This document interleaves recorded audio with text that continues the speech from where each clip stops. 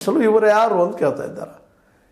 ಇವರು ಯಾರು ಹೀಗೆ ಆದೇಶ ಮಾಡೋಕ್ಕಂತೇಳಿ ಏನೋ ಅವ್ರಿಗೆ ಅನಿಸಿದ್ದು ಮಾಡಿದ್ದಾರೆ. ಅದನ್ನು ಆ ರೀತಿ ಪ್ರಶ್ನೆ ಮಾಡಲಾರ್ದ ನಾವು ಅದನ್ನು ಒಂದು ಪಾಸಿಟಿವ್ ಆಗಿ ಈಗ ಸ್ವತಃ ಅವ್ರನ್ನೇ ಕೇಳುವಂಥದ್ದು. ಜನಸಂಖ್ಯೆ ಏನು ಕಡಿಮೆ ಅದ ನಮ್ಮಲ್ಲ. ಇನ್ನು ನಿಜವಾಗಿಯೂ ನಮಗಿಂತಲೂ ಮುಸಲ್ಮಾನರು ಹೆಚ್ಚಾಗಿಬಿಟ್ಟಿದ್ದಾರೆ. ಏನೋ ದಾಖಲೆಗಳಿದ್ದಾವ, ಎಷ್ಟು ಪರ್ಸೆಂಟ್ ಹೆಚ್ಚಾಗಿದ್ದಾರೆ. ನಿಮ್ಮ ತಲೆಯಲ್ಲಿ ಇರೋದೇನಪ್ಪ ಆರ್ ಎಸ್ ಎಸ್ ಅವ್ರ ತಲೆಯಲ್ಲೇ ಮುಸ್ಲಿಮ್ರು ಹೆಚ್ಚಾಕಾರ ಇದು ಮುಸ್ಲಿಮ್ರು ದೇಶ ಆಗ್ತಾರೆ ಅಂತ ಮೇಲೆ ಭಯ ಇದೆ.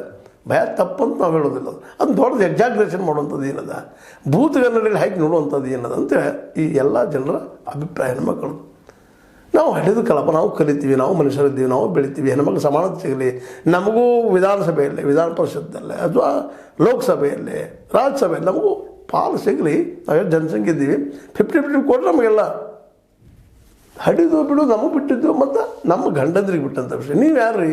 ಹೌದು, ಮತ್ತು ಸತ್ಯದ ಅವ್ರು ಬೇಕಾದ್ರೆ ಹಡಿತಾರೆ, ಬೇಡದ್ರೆ ಬಿಡ್ತಾರೆ. ಯಾಕಂದ್ರೆ 3 ಮಕ್ಕಳ ಸಲುವುದು ಇವತ್ತು ಸಾಧ್ಯತೆ ಇಲ್ಲ ರೀ. ನಾವು ಇಷ್ಟ ವಿಚಾರ ಮಾತಾಡೋಣ ಇವತ್ತು.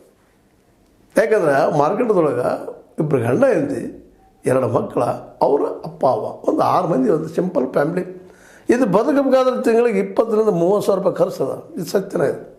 ಆ ರೀತಿ ಮಾರ್ಕೆಟ್ ತುಟ್ಟಿಯಾಗಿಬಿಟ್ಟದ. ಇದ್ರ ಬಗ್ಗೆ ಯಾರು ಯಾಕೆ ಚರ್ಚೆ ಮಾಡೋದಿಲ್ಲ? ನಮ್ಮ ಮೋಹನ್ ಭಾಗವತರು ಇದ್ರ ಬಗ್ಗೆ ಯಾಕೆ ಚರ್ಚೆ ಮಾಡ್ತಾಯಿಲ್ಲ? ಹೌದು, ಮಾರ್ಕೆಟ್ ಏರಿದ, ಇದರಿಂದ ನೆಲಗಟ್ಟಿನಲ್ಲಿ ದೇಶಕ್ಕೆ ಭಾಳ ತೊಂದರೆ ಅದ, ಬಡತನ ಅದ. ನಮ್ಮೆಲ್ಲ ಮಕ್ಕಳಿಗೆ ಶಿಕ್ಷಣ ಕೊಡ್ಲಿಕ್ಕೆ ಆಗ್ತಾಯಿಲ್ಲ. ಪ್ರೈವೇಟೈಸೇಷನ್ ಮಾಡಿಬಿಟ್ಟಿದ್ರಿ ಶಿಕ್ಷಣ ಸಹಿತ. ದುಡ್ಡಿದ್ದವ್ರು ಮಾತ್ರ ಶಿಕ್ಷಣ ಕಲಿತು, ಉಳಿದವ್ರ ಇಲ್ಲ. ಬಿಸ್ಕೂಟ ಕೊಡ್ತಿರಲ್ಲ ನಿಮ್ಗೆ, ಅಕ್ಕಿ ಕೊಡ್ತಿರಲ್ಲ ನಿಮ್ಗೆ. ಇದು ಸಹಿತ ವಿಚಾರ ಮಾಡುವಂಥ ವಿಷಯ. ಈ ಎಲ್ಲ ನೆಲಗಟ್ಟಿನಲ್ಲೇ ನಮ್ಮ HG ಡಾಕ್ಟರ್ ಜಯಲಕ್ಷ್ಮಿ ಅವ್ರು ಮಾತಾಡಿದ್ರಲ್ಲಿ ಅರ್ಥ ಅದ. ಮತ್ತು ಇನ್ನೊಂದು ವಿಷಯ ಮಾತಾಡಿದ್ದಾರೆ, ರಾಜಕೀಕರಣ ಕೊಡ್ತದೆ. ಅದಕ್ಕಿಂತ ಹೆಚ್ಚಿಗೆ ನಾವು ಮುಖ್ಯವಾಗಿಲ್ಲ ಟ್ರಸ್ಟ್ ಕೊಟ್ಟು ಮಾಡ್ಬೇಕಾಗಿದ್ದೇನಪ್ಪ ಅಂದ್ರೆ ಹೆಚ್ಚು ಮಕ್ಕಳು ಆಡೋದು ಸಲುವವ್ರು ಯಾರು ಅಂತ ಹಡದ್ರಂತ ಇಟ್ಟುಗೋರೇನೋ ನಿಮ್ಮ ಮಾತುಗಳಿಗೆ ಭಾವನೆಗೆ ಬಲಿಯಾಗಿ ಅವ್ರು ಸಲುವಾಗಿ ಅವ್ರಿಗೆ ಕೆಲಸವ್ರು ಅವ್ರು ಮಾಡೋರು.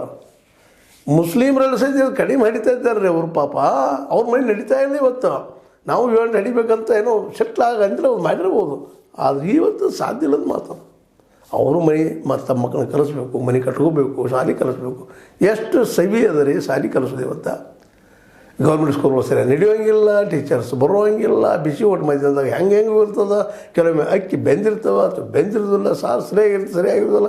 ದಿನದ ಬೇರೆ ಗೌರ್ಮೆಂಟ್ ಕಂಪ್ಲೇಂಟ್ ಮಾಡೋಂಥ ಕೊಡ್ಬೇಕಾ? ಇವೆಲ್ಲ ಸಮಸ್ಯೆಗಳಿದ್ದಾವೆ. ಇದ್ರ ಬಗ್ಗೆ ಏನು ಚಿಂತನೆ ಇಲ್ಲ.